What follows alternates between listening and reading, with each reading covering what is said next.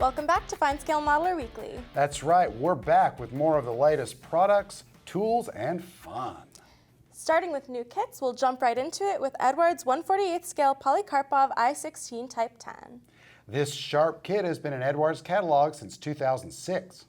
The I-16 wood and fabric wings show subtle stressed material detail, and the fuselage is mostly smooth except for some metal attachments around plates at the tail and cowl.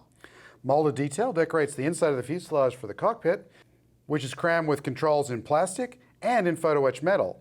The fret also supplies seat belts, the optional cockpit door, and the shutters for the cowl that fits over the engine plate. Each of the exhausts are individual parts. The landing gear and its multi-part doors look especially good. Clear plastic supplies the windshield, and masks will make painting the panes easy. Decals and color diagrams show options for 4 Soviet fighters. One in green and black camouflage in Leningrad in 1941, a green over blue machine flown by ace Ivan A. Lakiv in 1941, another in streaky brush-applied green camo, and a gray plane with red tail and black cowl from the Red 5 Aerobatic Group in 1939. Eduard kits are always interesting and tend to fit well, so this should be another welcome return. IBG continues to grow its catalog of 1/72nd scale armor. The latest is a Semovente M41M 9053. Armed with a 90mm anti-aircraft gun, the Italian self-propelled weapon was designed to take out tanks. Detail is very nice with fine rivets and panel lines on the lower hull, fenders and glasses, driver's compartment and engine covers, and the gun shield. Each track run is molded together with the return rollers and the inner halves of the bogies and road wheels. The drive sprockets, idlers, outer return rollers, bogies, and springs finish the running gear. Toolboxes, exhausts, and the splash protector complete the vehicle. The gun barrel comes as a single part, and there's a ton of other detail in the breech, recuperators, seats, and controls. A small photo etch metal fret supplies brackets for the exhausts, lifting hooks, and an engine screen. Tech Mod decals provide markings and registrations for 3 Italian Semoventes, one in 3-color camo from the 1st Army Corps Artillery Regiment on Sicily in 1943, an overall green vehicle during training in late 1942, and another in 3-color camo with the 15th Army Corps also on Sicily in 1943. This may be a small model, but the finesse of the parts and engineering should make this a nice build. You could say it's fun size. It certainly is. Next, let's take a look at a couple of books by Tom Cockle brimming with photos of World War II vehicles. First, we have TTL-3, World War II Vehicles Through the Lens. The 124-page hardcover is a compilation with full-page photos throughout covering the 3-ton multi-airs including Opel Blitz, Magirus S3000, Mercedes-Benz L4500, and Ford V3000-based half-tracks, the Panzer III Ausf E, Marder III, the Ferdinand and Elephant, T-3476, and the Steyr 1500A. The other book is Volume 26 of the World War II Photobook series, Panzer Regiment Abteilung 18 on the Battlefield. These units were originally formed for the planned invasion of Britain with submersible Tauk Panzers and flame-throwing Panzer IIs. When the invasion was canceled, these units were redeployed to the invasion of the Soviet Union, where most of these photos were taken. A while back, we took a long look at the initial release of ICM's 1/35th scale CH-54 Tarhe. Now the kit is back with another version of the heavy lifter, this time with the Universal Military Pod. These box-like structures were developed to expand the Tarhe's carrying capabilities. As such, they could be easily converted to carry infantry, wounded personnel, or vehicles. Because you can already see our initial review of the helicopter as well as the workbench review, let's see what's new here. Which would be the parts for the pod, which here is set up for troop transportation with webbing seats on the detailed floor, walls with windows, lights in the ceiling, and ends, as well as wheels, doors, and the attachments. The decals give markings for 3 U.S. Army CH-54s, one from the 295th Aviation Company in Germany in 1972, another at Keyfield Air National Guard Base in August 1982, and one with the 113th Aviation Regiment, Renostedt Airport, November 1989. ICM does beautiful work, and if you have the room for it, this would make an awesome project. Definitely. Look for a review of the Semovente at FineScale.com. FineScale Modeler Weekly, brought to you by Hobby Zone USA, your source for hobby storage solutions, hard-to-find hobby tools, and aftermarket modeling needs. Spray Gunner sent us a sample of their no-name battery-powered air compressor and airbrush, and we want to take a look at it. So let's go ahead and open up this box and see what's inside. Well, we've got instructions. We'll put them right off to the side there. So right away you can see there's the airbrush, there's the air compressor with a battery already installed, there's a second battery, there's a charging cable, and then let's go ahead and pull this out. Some cleaning supplies, a small wrench for the nozzle, a pipette, and then an air hose. As I said earlier, the compressor comes with the battery already installed. It's very easy to take off. You just twist. So you can see here that the battery, both batteries, comes with the power switch on the battery, and then on the side is a power gauge running from 25 to 100, lets you know how much power is left. So on the compressor itself, it says start point, which has, that's what those look like. This fits together just like this. Start point, you twist, they lock together, and now they are connected. You do not want to turn this on without the airbrush or the air hose already connected to it, because if you do, it just starts blowing air, okay? So it's a pretty simple process to get the airbrush connected. Just twist it on there like you normally would with an air hose. And so you can operate the airbrush with the compressor connected directly to it. Let's go ahead and turn that on. So you probably heard it just charge up there. So you can see this is charged to 100%.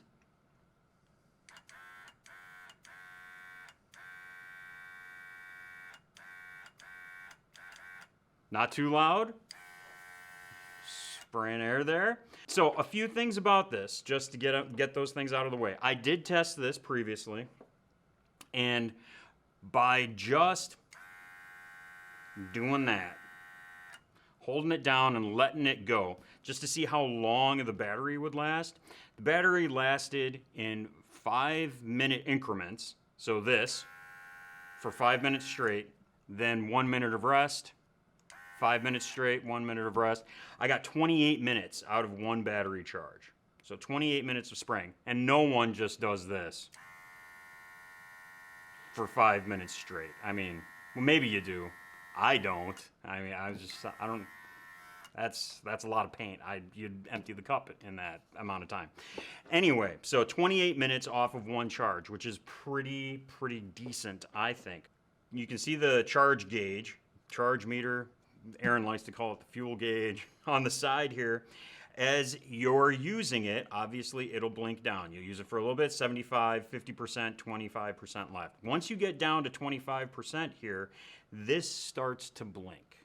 Okay, so once the battery gets to that point, it's letting you know, hey, I'm gonna start running out. Now, there's still plenty of time for you to finish up whatever is in your cup before that runs out, but it's letting you know that's probably your best bet. Finish what you're painting and then go ahead and turn it off. Now, if you're, thinking ahead, what you can do is turn off your battery here and then swap it out for a already charged battery, and then you can just keep going. In that case, then, you're good to go. What you can do is put this battery on the charger, and we'll talk about that in a second. But you can just go ahead and then continue airbrushing. What I did find out, however, is with my 28 minutes of continuous pressure release, is that this collar here and even the airbrush itself got a bit warm because that compressor is working there. So just a word to the wise, if you are doing a lot of continuous airbrushing, which I don't think you're going to be doing it like what I did, but just in case, it can get a little bit hot up in this area here if you do it. Both of the batteries come pre-charged right out of the package, so you can unpack it, put it together, and turn it on and get to painting right away if you so choose. When you do go to charge the battery, remember to click it off. So, like this. If it's on and you disconnect it, in my haste, I had run this all the way down, so these weren't lighted up, and I went and I charged the battery without thinking about turning the battery off. Do that first. Turn the battery off, and then go charge it.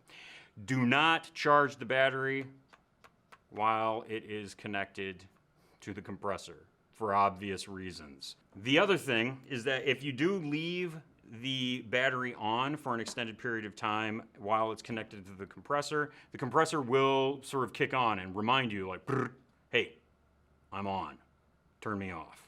So just so you know, if you're doing that and the compressor, makes a little rumbling at you, it's not that it's broken, it's reminding you to turn the battery off so you're not just running power through it. For purposes of charging, the set does come with a USB to USB-C adapter. So this goes into a USB outlet adapter or your computer or wherever you might find that there is a USB outlet. And then this end obviously goes into the battery, and then you just wait for it to charge. Overall, what you're going to be looking at is about 50 minutes for a fully depleted battery to charge back up to 100%, which gives you plenty of time to use the other battery to go ahead and do some airbrushing. Now, let's turn to the airbrush itself. Spray Gunner's no-name airbrush set also comes with just a standard dual action airbrush. It has a needle crown cap for getting up close to your model. It has a 0.3 millimeter needle and nozzle. It has a MAC valve here for fine-tuning your air pressure.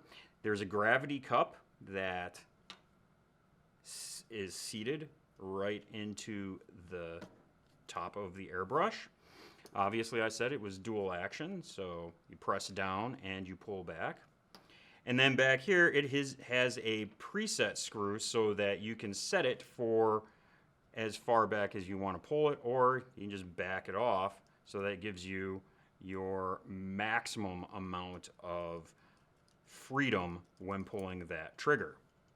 Now, if you're like me, I find that holding the airbrush with the air compressor attached to it a little bit awkward. So if you do or are like that, then you can use the included air hose to attach to the air compressor, and look at that. Now there's a little bit of torque there when it turns on. So you might have to just keep an eye on that while you're airbrushing. But I do really like that Spray Gunner has given you the option with, either attaching the airbrush to the compressor itself or having this air hose. And what's nice about this is that the airbrush has a 1/8 inch attachment, as does the compressor, and so it's just sort of a universal air hose that you can use with it. And you could also use this compressor with other similarly equipped airbrushes. So let's see how this thing paints. Everybody likes to watch paint pour, so.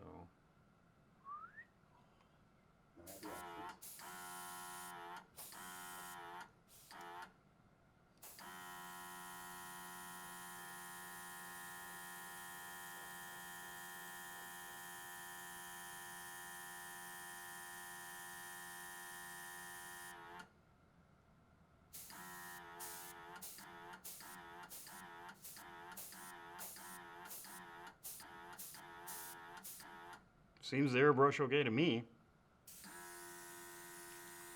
It definitely puts it out there. So I thinned this paint a little bit thinner than I normally would, so it's acting a little bit weird on me right now, and that is because the rating for the air compressor is between 10 and 15 psi. So I wanted to make sure that I was going to be able to move the paint. So again, a little bit thinner than I would normally have thinned it, so I can probably ease back on the thinner a little bit.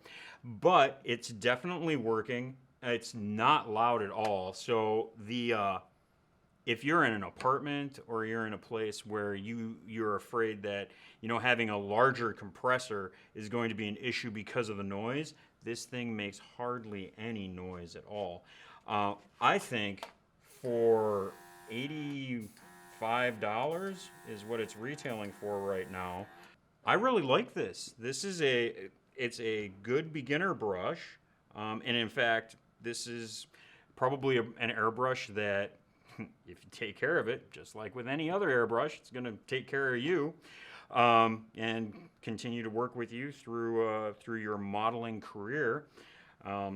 Obviously, I can't tell you how long this compressor will last or how long the batteries will remain good, but once, batteries do deplete, they do run out, but you can always buy more from Spray Gunner. So I think this is really a good set if you need something quiet, or if you're not yet certain you want to take the dive into a bigger compressor or a more expensive or lavish airbrush. This is a really good set for you to start with.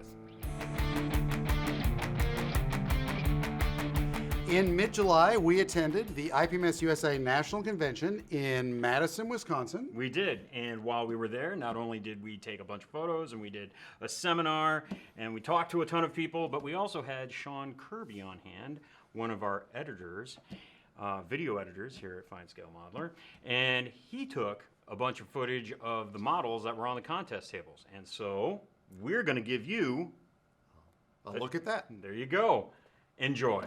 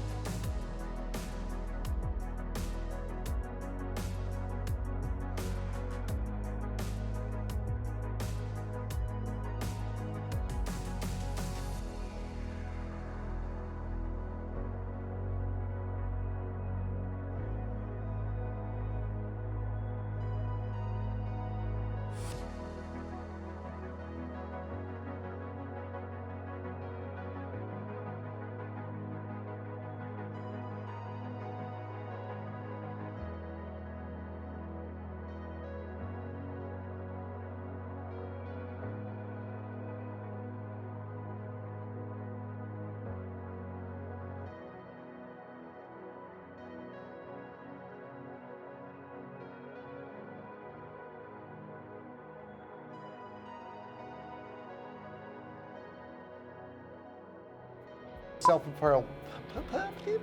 Self-propelled is kind of a tongue twister. Gotta stop licking my cats. I'm not used to that being there.